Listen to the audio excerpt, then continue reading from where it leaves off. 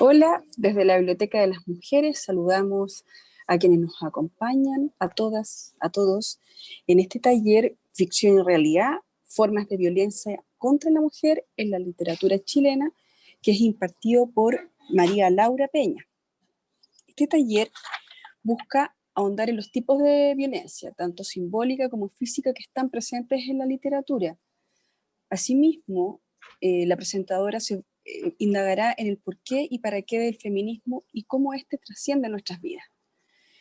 María Laura Peña es historiadora de la Universidad SEC, productora y activista feminista. Es creadora de la marca Hasta Cuándo la Cosa, que busca informar y sensibilidad sobre los temas que nos afectan a las mujeres, los temas de género. Dejo con ustedes a María Laura Peña. Hola, ¿cómo están? Un gusto saludarlas. Este taller vamos a hablar de la violencia hacia la mujer. Yo escogí el libro La Casa de los Espíritus para un poco amplificarlo y explicarlo. Y además voy a contarles un poquito de la vida de dos poetas chilenas que fueron muy importantes y que fueron violentadas de diferentes maneras. La idea es que al final, o si durante mi exposición tienen preguntas, las hagan y me las van a hacer llegar para poder ir respondiéndoselas, ¿ya? Entonces primero vamos a partir con una presentación y la idea es que después podamos interactuar un poquito y poder responder sus preguntas. Voy a compartir ahora la presentación. Me cuentan si se ve bien, aunque ya probamos y todo está bien. ¿Se ve bien? Ya. Entonces, vamos a hablar de la ficción y la realidad, las formas de violencia contra la mujer en la literatura chilena. Primero, quiero partir, porque como yo soy historiadora, a mí me gusta mucho lo concreto, y definir qué significa la violencia.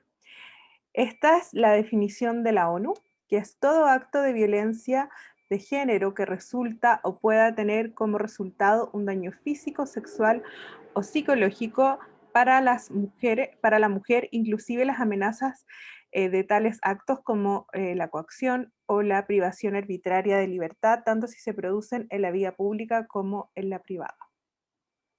En general, nosotros escuchamos un montón de terminología y generalmente no tenemos claro de dónde viene, quién entrega esa información y todo eso. Entonces, la idea es poder un poco situarnos. Ahora les voy a contar un poco de cuál es la situación en Chile.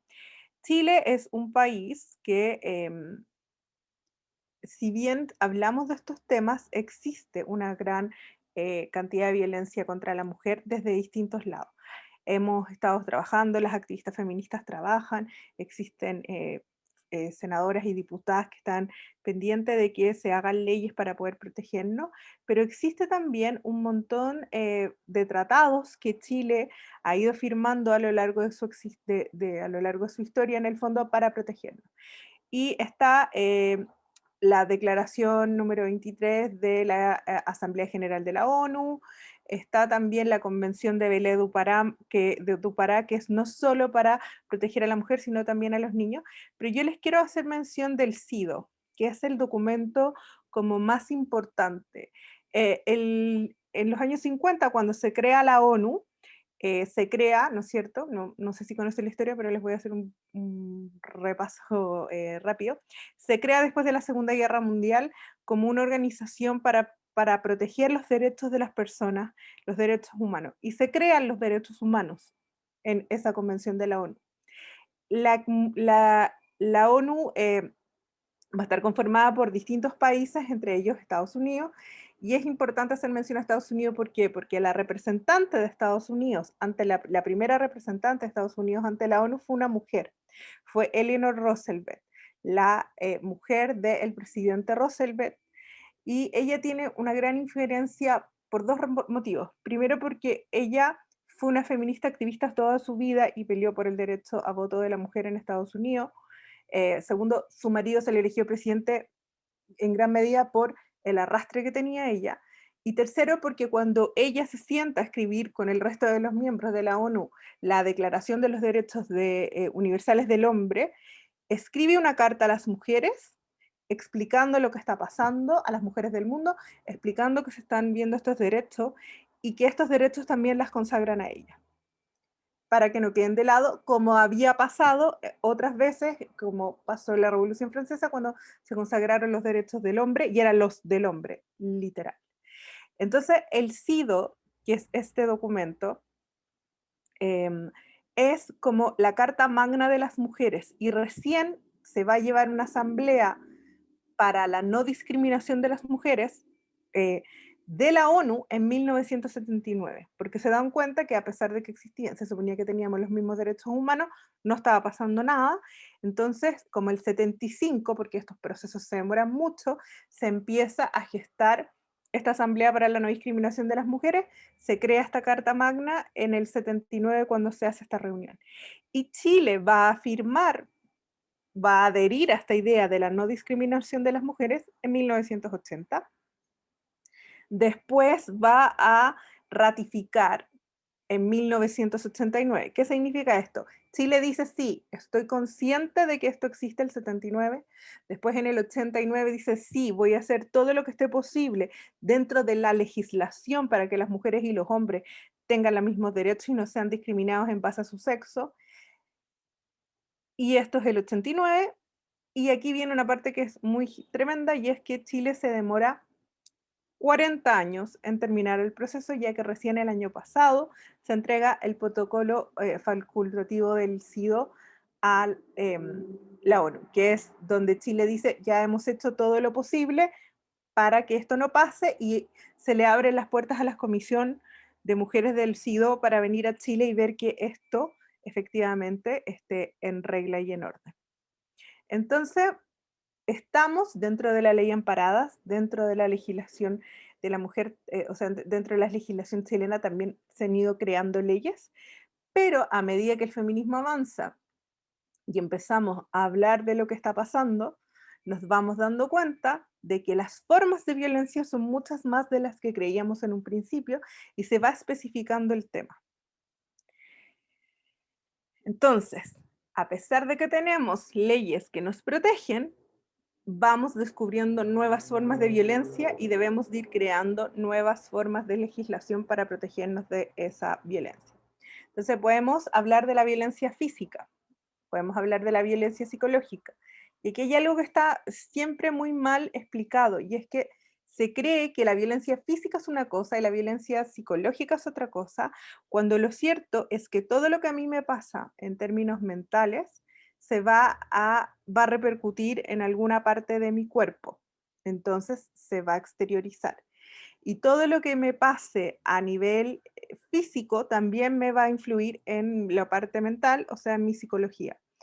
Por ende, esto de separar la violencia física de la psicológica es como un arma de doble filo, porque es como que le quitara importancia. Cuando las mujeres llegan a denunciar y dicen, ah, es que me habló mal, o me trató mal, o me empapeló insulto, ah, pero es que usted no tiene un golpe. No porque no se me vea el golpe va a implicar que es menos importante, porque somos seres integrales, y lo que me afecta en lo físico me va a afectar en lo psicológico, y lo que me afecta en lo psicológico me va a afectar en lo físico. Hay muchas mujeres que fueron víctimas de maltratos psicológicos que nunca recibieron un golpe, pero que somatizaron a tal nivel el maltrato que hoy tienen enfermedades asociadas, ¿no es cierto? Dentro de los tipos de violencia de la mujer, después podemos hablar de la violencia económica, que es aquella violencia que ejerce el hombre cuando es el proveedor, por ejemplo, y no le interesa compartir o condiciona a la mujer a ciertas cosas para poder darle plata. Está la violencia simbólica, que es con la que más lidiamos, que es esa que, por ejemplo, la de los titulares, cuando dicen mujer muere, y no es que murió, es que la asesinaron. O violencia simbólica también es cuando vemos a una mujer siendo usada como solo en su faceta sexual dentro de una revista o de una publicación. Em, Y esa violencia simbólica es la que de repente más nos cuesta entender porque no la vemos con claridad. Después tenemos la violencia laboral, que es la violencia que se da dentro de los espacios de trabajo, la violencia sexual, que se da en muchos espacios, pero también dentro de los espacios de trabajo, y también dentro de los espacios domésticos, la violencia doméstica, que es la violencia que ejerce cuando estamos en una relación. Habitualmente se piensa en una relación de pareja, pero de repente hay hijos que tienen actitudes violentas con sus madres, o padrastros que tienen actitudes violentas con sus hijastras. Después está la violencia vicaria, que es una violencia que está recién ahora hablándose y que es muy importante porque es la violencia que se ejerce a través de los hijos para dañar a la madre. Esto es un concepto más o menos nuevo que se está empezando a usar, que se está empezando a buscar legislar, porque es una de las cosas que más se da cuando existen, por ejemplo, relaciones de padres separados. El padre no va a pelear con la madre, o sea, el padre no va a maltratar a la madre, pero va a maltratar a los hijos, o va a maltratar a la madre delante de los hijos. Por ejemplo, cuando el padre llega a buscar a los niños y insulta a la mujer delante de los hijos. O el padre le pega a su hijo en el fin de semana que le toca con él y después el niño llega todo angustiado a contarle a la mamá, mi papá me pegó y eso le significa al niño un trauma y a la mamá un trauma. La violencia vicaria también puede ser ejercida a través de la economía, ¿no es cierto? Yo no te pago la alimentación, no porque no pueda, sino porque no quiero. Y el no quiero es, no quiero porque me da lata pagártela y porque quiero, en el fondo, hacerte sufrir. La violencia vicaria está igual cuestionada porque en Estados Unidos hay un psicólogo hombre que dice que es una coacción con los niños y en el fondo es pasar a los niños como al lado de la madre. Pero lo cierto es que hay estudios, hay un estudio que hizo una investigadora hace muy poco ahora, una investigadora chilena, psicóloga, que habla, no solo estudia a mujeres chilenas, sino que a mujeres latinoamericanas y españolas, y es muy grande. Hemos visto casos en la prensa hace poco asociados a la violencia vicaria. No sé si se recuerdan del caso de una chica en España que le pasó las niñas a su marido, a su ex marido, contra su voluntad. Ella no quería, ella pidió en los tribunales que no se le pasara a las niñas. Y lamentablemente las niñas desaparecieron, encontraron el cuerpo de una y a él no lo han encontrado hasta el día de hoy. Entonces, el acto más violento dentro de la violencia vicaria es el asesinato de los hijos. Después está la violencia obstétrica, que es la violencia que se da cuando estamos embarazadas. Esto también es un tema nuevo. Hoy existe una ley de protección contra la violencia obstétrica y la violencia obstétrica enmarca todo aquello que me pasa durante el embarazo, desde actos violentos físicamente hasta información que no se le da a la embarazada. Generalmente a la embarazada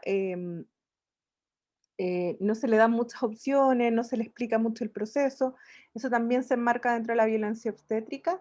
Y la violencia obstétrica es algo que se daba con mucha normalidad y nosotros no nos dábamos cuenta. Hoy en día, cuando uno lee información sobre violencia obstétrica, lo más probable es que muchas de nosotras que fuimos mamás hace muchos años atrás, pensemos y digamos, chuta, esta cosa que me pasó durante el parto o en algún control cabe dentro de este marco de violencia obstétrica y yo no tenía idea. O eso que me hizo sentir incómoda durante mi parto porque yo no quería que hubieran 200 personas dentro de la sala y quería la menor cantidad de gente posible, hoy entiendo que tiene una rotulación y se llama violencia obstétrica.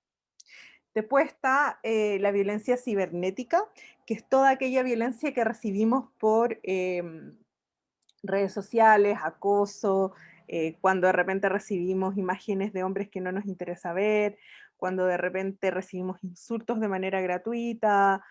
Eso se enmarca dentro de la violencia cibernética.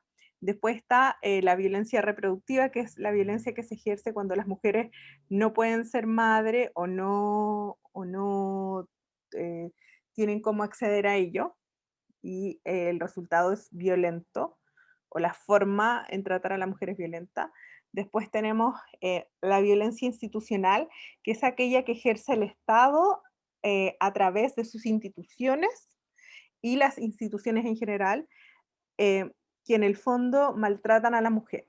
Esto se da mucho, sobre todo en los temas de tribunales, cuando hay juicios por pensión de alimentos, sobre todo los tribunales de familia o en los tribunales laborales, donde habitualmente la voz de la mujer es desestimada solo porque es mujer.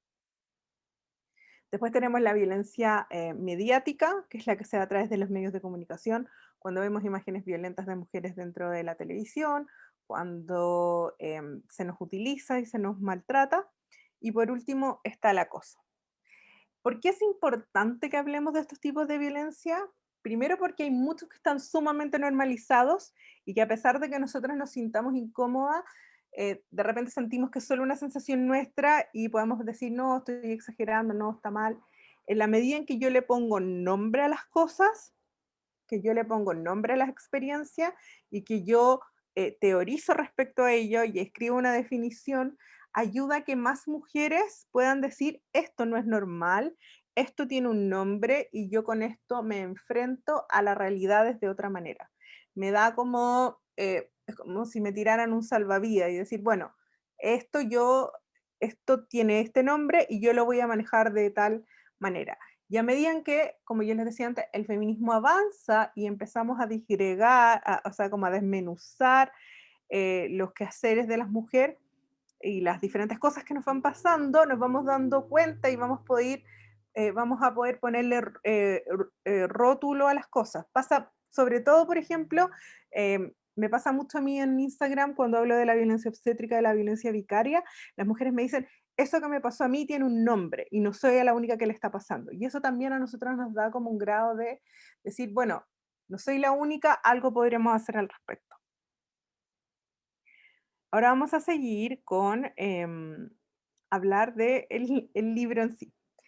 Yo elegí hablar de la Casa de los Espíritus para hablar del tema de la violencia contra la mujer, porque la Casa de los Espíritus, además de que es el libro chileno, eh, el bestseller más grande que se ha escrito en Chile, que es de una autora mujer chilena, es un libro que cuenta la historia de Chile de los últimos, eh, de todo el siglo XX, a través de los ojos de tres mujeres que se ven insertas dentro de una sociedad patriarcal, machista, capitalista, que en el fondo lo que va a llevar es a que están constantemente em, presas de situaciones que se vuelven violentas.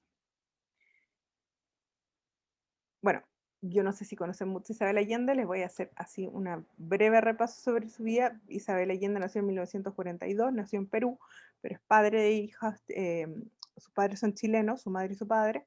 Ella fue abandonada por su padre cuando era muy chica, vivía en la casa de sus abuelos, ella trabajó desde muy joven, se casó muy joven también, tuvo dos hijos y trabajaba en la revista Paula.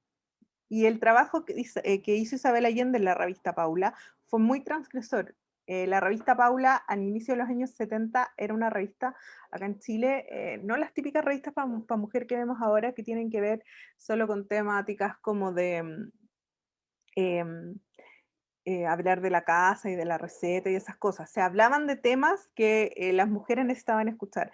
Isabel Allende hace reportajes que son muy trascendentales, que rompen esquemas como la entrevista a una mujer infiel, que en los 70 eso no se hablaba, o sea, no se tenía consideración alguna que las mujeres pudieran ser infieles, menos de manera en las esferas públicas. Se sabía en lo privado, pero esto llevado a lo público rompió esquemas. Isabel Allende escribió de La pastilla el día después, escribió también de La vida en el Bim Bam Boom, que era un cabaret muy famoso de aquellos años, y se metió y trabajó un par de noches como bailarina para poder escribir al respecto. Y cuando llega el golpe de Estado, Isabel Allende se vuelve una férrea opositora a la dictadura y empieza a ayudar a detenidos a salir, a gente que, perdón, a gente que necesitaba irse al exilio, las empieza a ayudar y es amenazada y se va a vivir al exilio a Venezuela.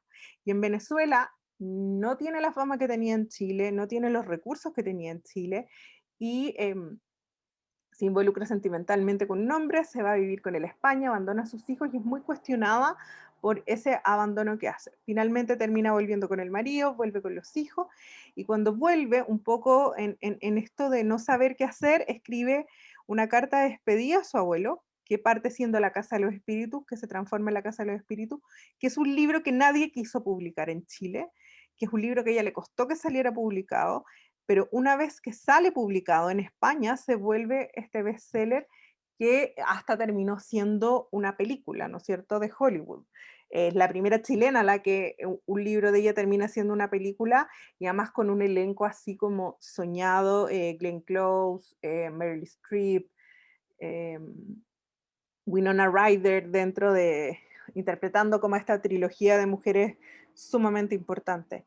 Entonces, la historia de Isabel Allende es muy rica en todo lo que tiene que ver con los temas de la mujer y ella a sí misma se declara feminista y dice, yo soy feminista desde los 5 años, yo cuando supe lo que era el feminismo entendí lo que me pasaba a mí, que es como este cuestionamiento a la sociedad y a las estructuras patriarcales. Em, Como les decía, elegí La Casa de los Espíritus precisamente porque es el libro que más ha sido traducido, más famoso de la literatura chilena, de los más famosos, pero porque además sus protagonistas van a contarnos la historia del siglo XX en Chile hasta 1973. Entonces, primero vamos a conocer a la protagonista que es Clara, que es una niña nacida a principios de siglo, principios del siglo XX, perdón, fines del siglo XIX, que se va a casar con este hombre, Esteban Trueba, que tiene poderes mágicos, donde ve, escucha y percibe a los espíritus. Ella va a tener una hija que se va a llamar Blanca, que nos va a contar más o menos la historia de los años 50 en Chile, y ella va a tener otra hija que se va a llamar Alba, que nos va a contar lo terrible de la dictadura. No voy a entrar mucho en las historias de cada mujer porque me interesa que las que no lo hayan leído se lo lean o si se lo leyeron y les gustó mucho puedan volver a repasarlo porque yo encuentro que es un libro que es tan rico, literalmente hablando, que cada vez que uno lo lee, a uno le pasan como cosas adentro y vuelve a encontrar detalles en los que no se había fijado. ¿Cómo influyen las formas de violencia en este libro? Las vamos a ver presentes precisamente porque se retrata muy bien el papel de la mujer. Como yo les decía, Isabel Allende es una gran conocedora del mundo de la mujer, una gran conocedora de las formas de violencias del patriarcado que ella misma experimentó en su vida. Entonces ella va a ver, lo va a interpretar muy bien, ¿no es cierto? Entonces está Clara, que es esta mujer de clase alta que se casa con Esteban Trueba, que es un hombre que en el fondo le ganó a la vida, entre comillas, porque se hizo millonario gracias al boom del oro y del salitre, y después de lo agropecuario. Y ella va a verse enfrentada a la violencia económica que ejerce su marido contra ella, al no poder en el fondo tener su propio trabajo y en el fondo mantenerse por sí misma. Clara simboliza también a esa mujer que su familia tenía muchos recursos, pero que tampoco los pueden hacer propios porque una vez que sus padres mueren, esos recursos pasan al marido porque la ley en esa época era así.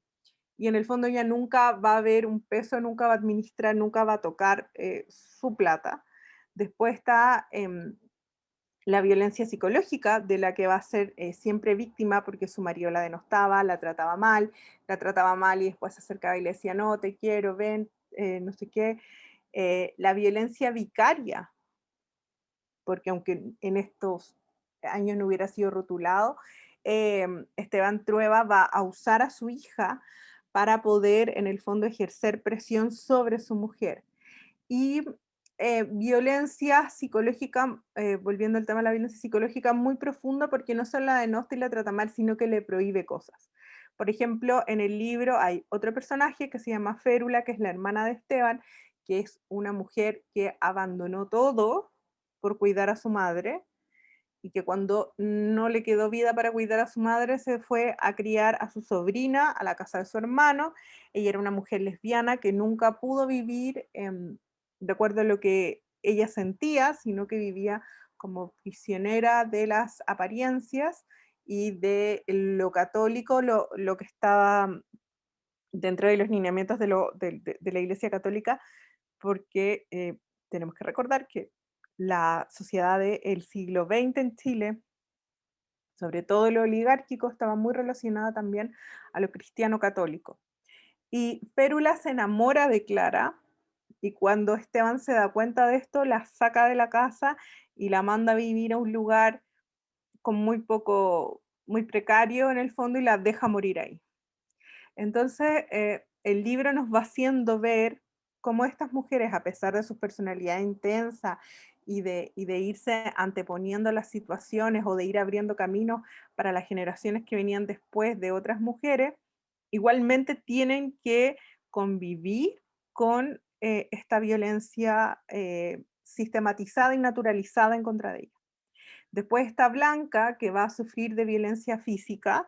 Su padre la golpea cuando la descubre que es amante de un peón del campo, y no solo un peón del campo, sino que además uno de los eh, re- em, ¿qué palabra podríamos usar para describirlo? Era uno de los agitadores. Él agitaba a los trabajadores del campo a tomarse el poder, a votar comunismo, a en el fondo acercarse más hacia las ideologías de izquierda, les abre el ojo, les enseña a leer. Bueno, Clara ya les había enseñado, Clara abrió un colegio dentro del campo para que los niños aprendieran y Pedro II, que era el enamorado de Blanca, es quien agita las masas en el fondo para que se despegaran del patrón y se dieran cuenta que podían hacer un cambio sustancial. Entonces va a sufrir violencia física, psicológica de parte de su padre, porque su papá la maltrata cuando sabe que ella está embarazada y que está enamorada de este hombre y la obliga a casarse con otro hombre.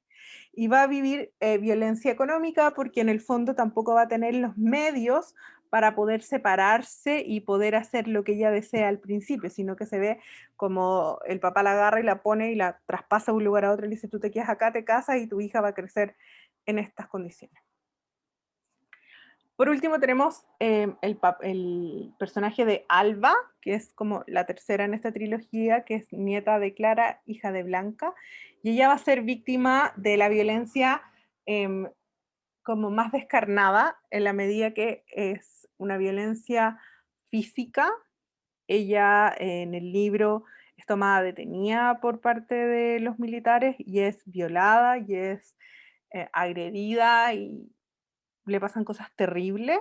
Entonces, lo podemos resumir como en violencia física, sexual e institucional. Em, el sufrimiento está presente en las vidas de estas tres mujeres. El traspasar como esto de que se nos traspasó también de nuestras abuelas, quizá en alguna medida, como esto de que vamos a sobrevivir y vamos a por reponernos antes de todo porque somos mujeres luchadoras y porque podemos salir adelante, es algo que está muy presente en el libro, como esta necesidad de trascender y entender también que nuestros espacios están muy delimitados por lo social y que romper esa barrera de lo social cuesta mucho, ¿no? Cuesta mucho en este libro y cuesta mucho en la realidad. Entonces, cuando uno lo lee, aparte de aprender un montón de cosas anecdóticas de la historia de Chile que no están en otros lados, em, uno también aprende y uno también ve esta realidad, ¿no es cierto? De estas mujeres que viven en una situación como de privilegio, pero que igualmente lo pasan mal porque la violencia en el fondo no, dentro de la opresión hacia la mujer es transversal.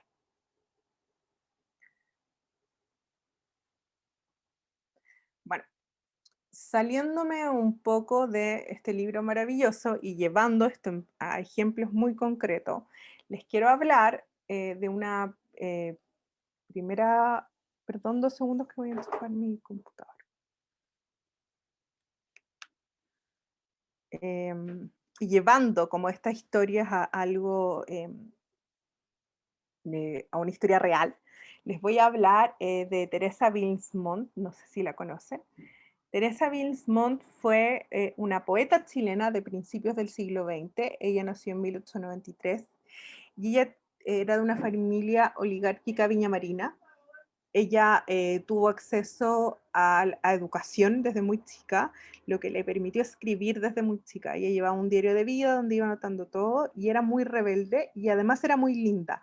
En la foto se nota como su belleza, sus ojos así como azules, maravillosos. Y era una mujer en el fondo que estaba constantemente desafiando a la sociedad. Ella escribió este poema antes de morir, que se los voy a leer. Espérenme un poco. Dice, soy Teresa Bilsmont y aunque nací 100 años antes que tú, mi vida no fue tan distinta a la tuya. Yo también tuve el privilegio de ser mujer. Es difícil ser mujer en este mundo. Tú lo sabes mejor que nadie. Viví intensamente cada respiro y cada instante de mi vida. Destilé mujer. Trataron de reprimirme, pero no pudieron conmigo. Cuando me dieron la espalda, yo di la cara. Cuando me dejaron sola, di compañía. Cuando quisieron matarme, di vida. Cuando quisieron encerrarme, busqué libertad. Cuando me amaban sin amor, yo di más amor. Cuando trataron de callarme, grité. Cuando me golpearon, contesté. Fui crucificada, muerta y sepultada por mi familia y la sociedad. Nací 100 años antes que tú y sin embargo te veo igual a mí.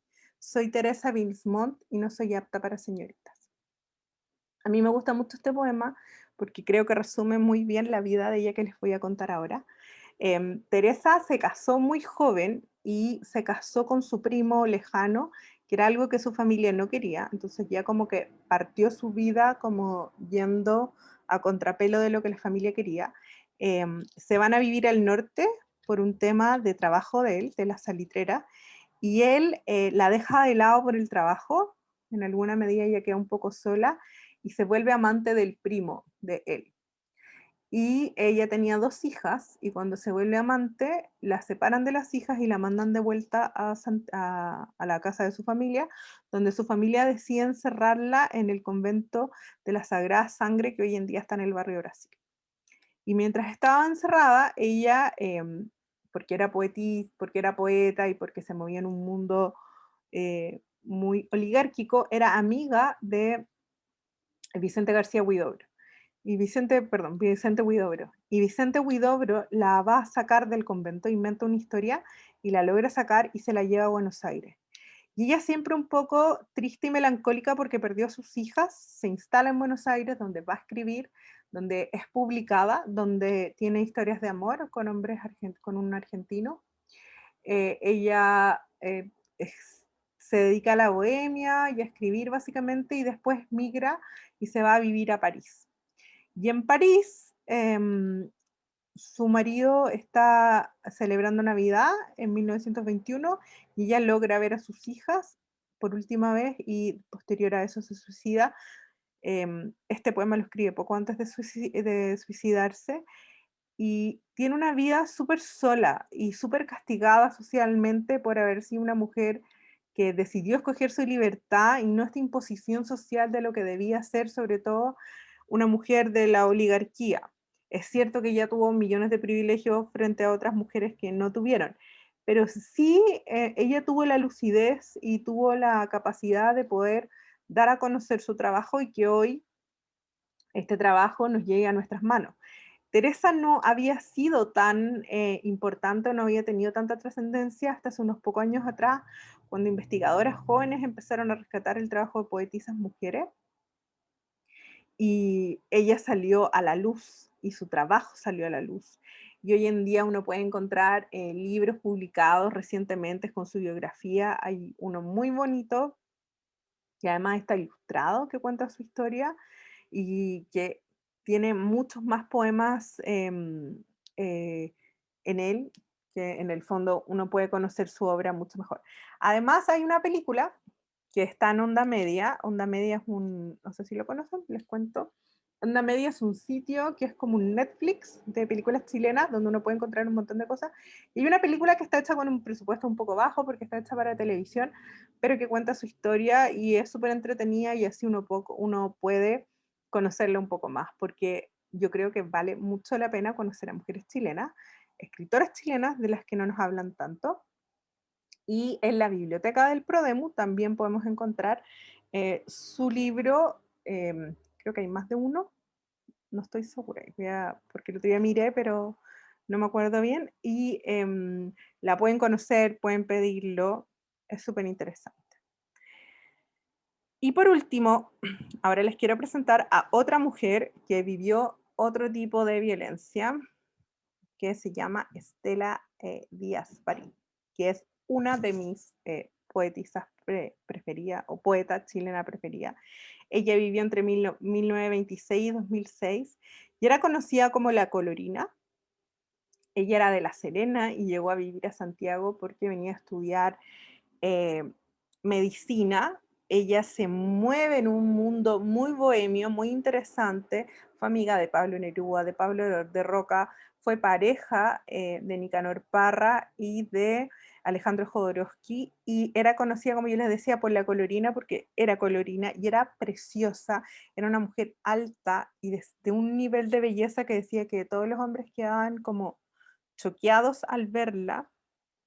Era una mujer muy intensa y podríamos decir que quizás ella fue la primera punky chilena, porque en verdad le daba lo mismo todo, estaba contra todo lo institucionalmente impuesto y vivió una vida muy triste. Yo les voy a leer ahora un pedacito de un extracto de un poema de ella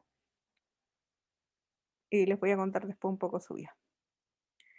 Eh, Cuando la recién desposada, desprovista de sinsabor, es sometida a la sombra, sí, a su sombra, enciende la bujía y lee.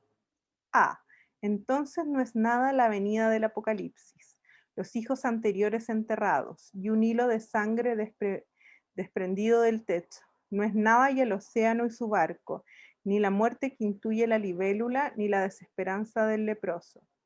Cuando la recién desposada ya no estaré Cuando la recién desposada ya no estaré tan sola desde hoy día. He abierto una ventana a la calle, miraré el cortejo de los vivos, asomada a la muerte desde su infancia, y escogeré el momento oportuno para enterrar. Es súper fuerte este poema porque un poco resume su vida. Ella fue violada muy joven y producto de esta violación queda embarazada y pierde a su hijo y se casa con un hombre con el que ella no quería estar casada, pero se tiene que casar. Es tanta su pena y su estar inmersa en esta situación donde no quería estar, que empieza a tomar y empieza como a volverse más nocturna, a escribir más de noche y a vivir más de noche. Em, Ella estaba, como yo les decía, era parte de este círculo de escritores de los años 50, donde ella era publicada y era muy conocida y era muy respetada por los hombres, que tampoco era algo tan usual a la época. En esos años viene a Chile el poeta norteamericano Allen Ginsberg, y ellos se conocen y tienen una relación. Ella estaba casada, así que una relación un poco escondida, y Allen Ginsberg se vuelve loco con ella y empiezan a mandarse cartas. Hoy en día pasa un fenómeno con Estela Díaz que poca gente conoce, pero ella, que en Chile no es nada de conocida y desde afuera la vienen a estudiar un montón, porque Ginsburg la hace conocida en Estados Unidos y los que estudian la obra de Ginsburg la empiezan a conocer a ella. Entonces, afuera es conocida en los circuitos de gente que entiende de poesía y de literatura latinoamericana. Ella acá en Chile no tiene mayor injerencia, su poesía es publicada, pero como se vuelve alcohólica eh, y vive una vida como más de encierro después, producto de sus penas, no logra nunca despegar demasiado su carrera acá. Es publicada, hay libros de ella, uno puede encontrar en la Biblioteca del Prodemu, uno puede encontrar en librerías, y lo que yo siempre recomiendo para conocer bien a Estela y su vida es un documental que se llama La Colorina. Ella termina sus años acá en Santiago viviendo en la Villa Olímpica, y cuando el documental parte la van a buscar y le preguntan, ¿tú eres la Colorina? Y ella como que al principio responde, porque además que era muy divertida para responder, como con mucha imaginación. Hay una mezcla entre un poco rupturista, un poco irónica, que se transforma así en este humor un poco negro, pero muy interesante de escuchar y de ver. Y Estela, para el 73, a diferencia de lo que hicieron todas las personas que se escondieron, ella salía a buscar a los militares y gritaba como, en mi casa está el Che Guevara, y cosas así, hasta que se la llevaron detenida. Fue víctima de los vejámenes tremendos de la dictadura, aparte de todos los tipos de violencia que ella había vivido, y finalmente muere muy sola el 2006, producto de este alcoholismo. Yo siempre trato de poner en valor a Teresa, a Estela, porque son mujeres que vivieron vidas diametralmente opuestas, en términos de cómo nacieron y las oportunidades que tuvieron en cuanto a los privilegios quizás económicos, pero sus dolores de no poder estar con sus hijos, de ser maltratadas por el machismo opresivo de la sociedad, de ser víctimas de violencia, son muy comunes. Y eso pasa en toda la historia de Chile. Por eso mismo, como les decía, elegí el libro de La Casa de los Espíritus, porque muestra esta transversalidad del dolor, porque muestra esta transversalidad de la violencia a la que somos expuestas, y porque sobre todo muestra la normalización de la violencia y cómo se nos trata. Bueno, y ahora que nos quedan unos minutos, quería saber si hay alguna pregunta, algún comentario ahí que la Maida me pueda contar. Voy a esperar ahí unos minutitos a ver qué me dicen. Y por mientras, como les decía, tratan de buscar información. El documental de la Estela también está en Onda Media. Lo pueden ver. Lo chulo de Onda Media es que uno se inscribe como con su mail y se crea como una cuenta, y puedes ver un montón de documentales y películas chilenas de manera gratuita. María Laura, en ese sentido, tú tendrás por ahí, porque hablaste que en Andamedia estaba el repaso de la vida de Teresa Wilsmuth, Está la o sea, película que se llama la Teresa. película, perdón, ¿sí? Y no sé si tienes por ahí el nombre. La película se llama Teresa, y, Teresa. y el documental de Estela Díaz de Barín se llama La Colorina. Perfecto.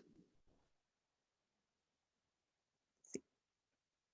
No sé si alguien más tiene preguntas, dudas, demás. ¿Algo más?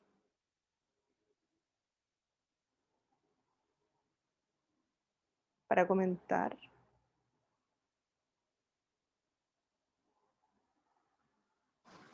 Sí, a mí me gustaría hacer varios comentarios, María Laura. Uh-huh. Creo que me parece súper importante lo que tú destacaste al principio del taller, el trabajo que se ha hecho desde las organizaciones sociales y mujeres del Congreso respecto al feminismo.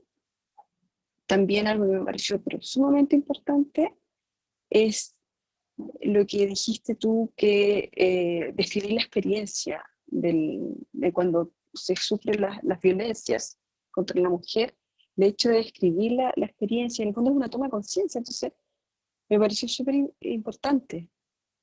Hay una cosa que es súper importante que acabáis de mencionar y me acabo de acordar. Las leyes, cuando nosotros revisamos las leyes chilenas, encontramos que hay un montón de leyes que tienen nombre de mujer. Ley Emilia, Ley Dominga, Ley Adriana. Y todas esas leyes son por cosas terribles que le ha pasado a una mujer que en el fondo nadie había vislumbrado en la sociedad, o quizás las mujeres sabíamos que estaba, pero no se nos había escuchado, y la sociedad civil, las organizaciones civiles, las mujeres se agrupan, llevan esta información a los asesores de los parlamentarios, y así se crean las leyes. Entonces, si nosotros revisamos, no conocemos ni una ley, ni Pedro, ni Domingo, ni José, pero sí conocemos la ley Emilia, la ley Dominga, la ley Adriana, la ley, y un par de leyes más con nombre de mujer, la ley Antonia, que son leyes que nos hacen acordar que hay mujeres que pasaron cosas terribles y que por eso se tuvo que legislar. Y creo que es súper importante eso, porque de repente no entendemos de dónde vienen, ni cómo surgen, ni por qué tienen nombre de mujer.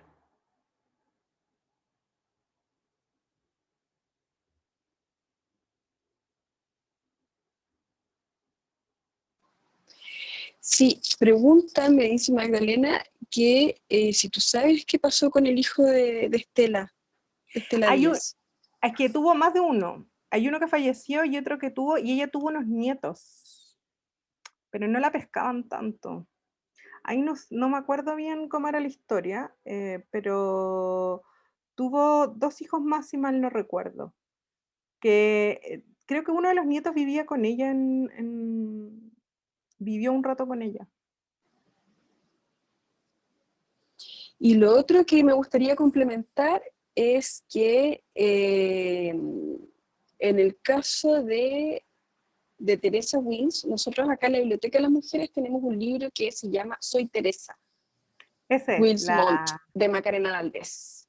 Esa es una biografía que escribió Macarena, que es súper bonito porque además tiene ilustraciones. Y yo, ahora que estamos como a puertas de la Navidad, las que tienen hijas como adolescentes, es un súper buen regalo.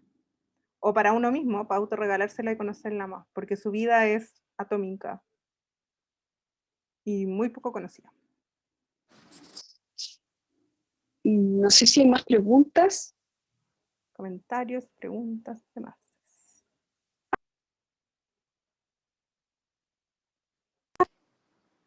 Ay, no te Que dice que escuché. le encantó. Le Ay, encantó. gracias, Gabriela. Ahí la Qué veo. bueno, sí. Gracias, qué bueno. Qué bueno que les gustó. La idea es como que se interesen por la literatura chilena y por la literatura en general. De repente leer nos cuesta porque no tenemos tiempo, pero hay estas otras herramientas como documentales y películas que nos pueden ayudar a acercarnos a este mundo.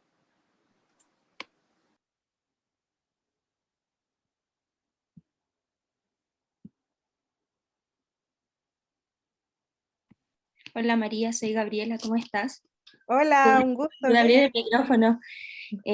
Bueno, a mí me encantó la presentación y también me hace sentido lo que dices porque justamente estaba leyendo el libro de Diamela El Tit, Fuerzas Especiales, que también toca el tema profundamente de la violencia en espacios marginales. Entonces considero que es sumamente importante que estas autoras se conozcan, porque siempre en los colegios o en las charlas se habla como de lo mismo. Entonces la importancia de hablar desde nuestras escritoras hacia la violencia encuentro que es sumamente importante, como que en los colegios deberían haber estas charlas, en todas las bibliotecas, porque es un tema que no tiene fin si uno desconoce las autoras, pues. Así que te felicito, María. Gracias. Es súper importante lo que estáis diciendo, Gabriela, porque no conocemos a las mujeres de la historia de Chile. O sea, si nosotros nos preguntamos dónde están las mujeres de la historia de Chile, reconocemos a 3 o 4. Y nada más. Y hay un montón. Yo ahora estoy haciendo una investigación porque estoy creando una marca que se llama No Apto para Señoritas, en tributo a Teresa Wilsmont. Y he descubierto un montón de autoras del siglo XIX y del siglo XX que no tenía idea que existían y que tienen una obra muy potente. Y uno dice, ¿dónde están estas mujeres maravillosas que nadie nos enseñó, que nos enseñaron a leer a los hombres y no a las mujeres, que fueron reconocidas no solo en Chile, sino que a nivel internacional y a nadie le importa? Entonces, la idea de estas iniciativas que tiene el Prodemu, por ejemplo, es poder conocerla, que están los libros accesibles a todos ustedes, que uno va, los pide. Hay mucho también en la biblioteca virtual que uno puede descargar para leer. Así que encuentro increíble que les interese conocer a escritoras chilenas. María Laura, ¿sabes qué? También tenemos más comentarios. Quiero destacar el de Margarita Enríquez, que encuentra que está muy buena la charla. Las 3 autoras tremendas chilenas. Y dice ella que en estos días, en pocos días, cumplirá 71 años. Y siempre se está actualizando, así que muy bien. ¡Ay, qué choro! Me encanta que haya transversalidad también en la gente que nos escucha. Porque Sí, no todos tienen acceso a Instagram y esto da una opción a toda esa gente. También de Marcel Murillo, que también da las gracias por la exposición y por visibilizar a las escritoras chilenas. Ya, y Ay, especialmente gracias. el día de hoy, que es muy significativo. Muchas gracias a quienes se unieron, porque esta charla la tuvimos el otro día, pero la volvimos a repetir. Encuentro súper importante lo que hace el Prodemu de poder llevar estas instancias a la mayor cantidad de mujeres posible. Sé que tienen ahora otra charla el 16, súper interesante también, ayer la estuve compartiendo por mis redes sociales para que se inscriban la mayor cantidad de mujeres posible, porque si no somos nosotras mismas las que nos preocupamos y nos abrimos camino entre nosotras, es muy difícil hacer la tarea. Así que encuentro muy bonito que se creen estas instancias y de diálogo, y ojalá que pronto lo podamos hacer en vivo, ya que los índices van mejorando, los índices del COVID. Bueno, creo que ya estamos listas en este taller estupendo que hemos recibido, especialmente María Laura, muchas felicitaciones. Gracias. Ha sido de verdad una experiencia muy buena, muy gratificante, muy interesante. La ligación sobre todos los tipos de violencia, con la literatura, con la Casa de los Espíritus, y bueno, y destacar a escritoras chilenas. Así es que siempre. Y les agradecemos la presencia a quienes nos han acompañado en este taller Ficción y Realidad, forma de violencia contra la mujer en la literatura chilena. Así que nos despedimos. Muchas gracias. Que estén todas muy bien. Muchas gracias a todas. Chao, chao. Chao, que estén bien. Chao, gracias. Chao.